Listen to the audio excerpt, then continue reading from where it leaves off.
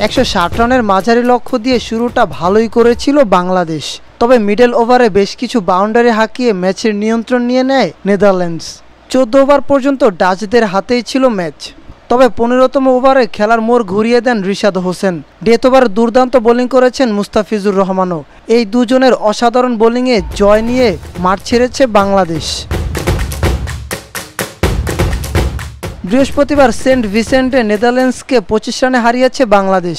বাংলাদেশের দেওয়া 160 রানের লক্ষ্যে ব্যাট করতে নেমে নির্ধারিত ওভার শেষে 8 উইকেটে 134 রান করেছে ডাচরা। এই জয়ের সুপার 8-এ এক পা দিয়েই রাখল টাইগাররা। নিজেদের শেষ ম্যাচে পা না ফসকালেই সেরা 8-এ জায়গা করে নেবেন নাজমুল হোসেন শান্তর দল। লক্ষ্য তাড়ায় নেমে দলীয় 22 রানে প্রথম উইকেট হারায় নেদারল্যান্ড। ইনিংসের চতুর্থ ওভারে প্রথম বোলিং করতে এসে ডাচদের ওপেনার মাইকেল লেভিটকে ফেরান তাসকিন আহমেদ। 16 বলে 18 রান করেন লেভিট।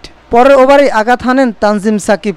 মাকসুদ আউডের মারা জোরালো বল বোলিং প্রান্ত থেকে তালুবন্দি করে ফেরান এই পেসার। 16 বলে 12 রান করেন ওডাউড। পাওয়ার প্লেতে 2 উইকেট হারানোর পর ডাচদের ম্যাচে ফেরান বিক্রম সিং।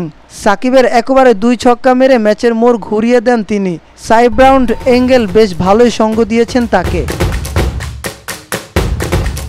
ইনিংসের 9ম ওভারে স্ট্যাম্পিংয়ে বিক্রমজিৎকে ফেরান মাহমুদুল্লাহ রিয়াদ। 3 ছক্কায় 16 বলে 26 রান করেছেন এই ব্যাটার। বিক্রমজিতের বিদায়ের পর 42 রানে দারুণ জুটি গড়েন এঙ্গেলব্রেট এবং